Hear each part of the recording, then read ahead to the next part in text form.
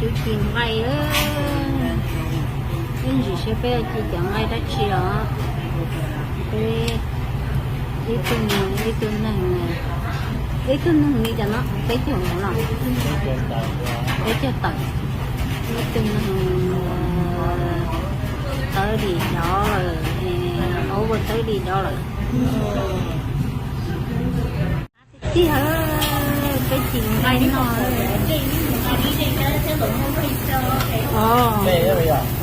đây cái mỏ bây giờ đấy là chuyện ngay nó cá tía bé chân nó nó nằm bé chân nó nhưng mà cá cơ cái con này gì đâu lại đó thua And then you can do your anh ấy giờ cổ chí được cá cái tía bây giờ một chai lúa ngon đó lúa nho hồng á bây giờ một chai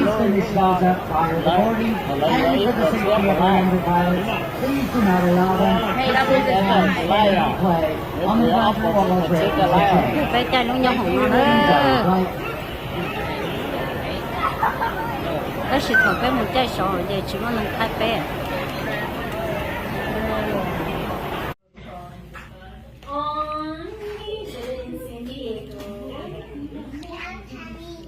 bên nó cá cho liều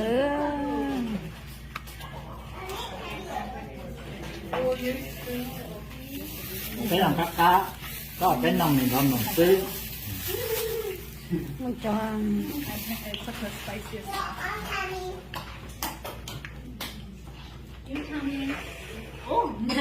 You need to have both teeth now.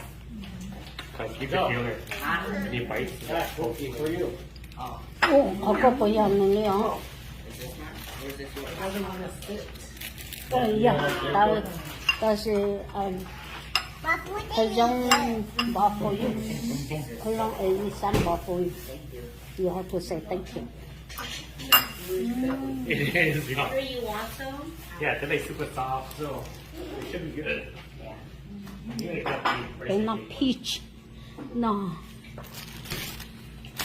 xịt bò cho mà cá hả cái nhau phải chơi con á cho chỉ một miếng nào mà vừa trâu nó nữa thì sẽ bé tôm là nó đâu lên đâu vừa lo cho có lên nó tả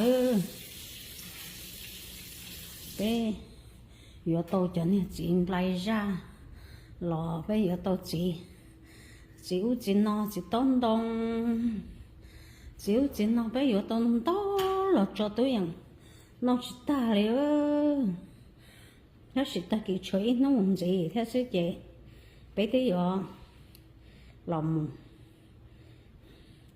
chị tôi rồi hai linh nữa thì suy họ thì bây giờ nhóm gì nó chị bây giờ bây giờ nó đó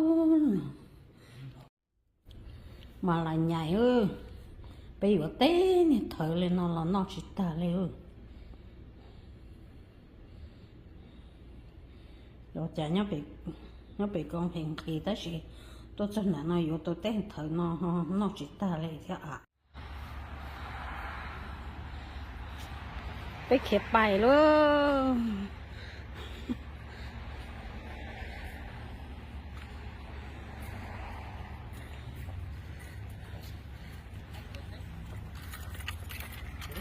Not yet, just leave it open. open More stuff. Yeah, I'm gonna go grab the tool. Okay. bây giờ khép một nhau lúc chơi chia ơi Let's do it.